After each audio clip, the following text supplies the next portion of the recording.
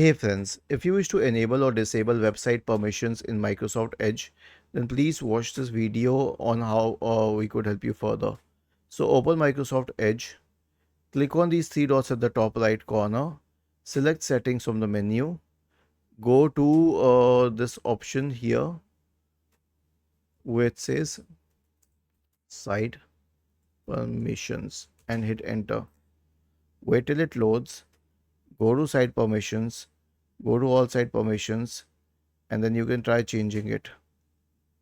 You can change it for the microphone, you can change it for the camera, you can change it for websites.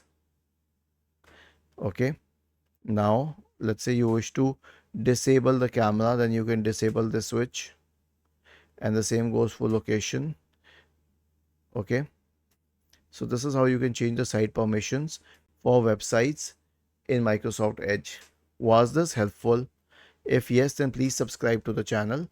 If not, then let us know in the comment section of the video on how we could help you further. Thank you for watching this video and have a nice day.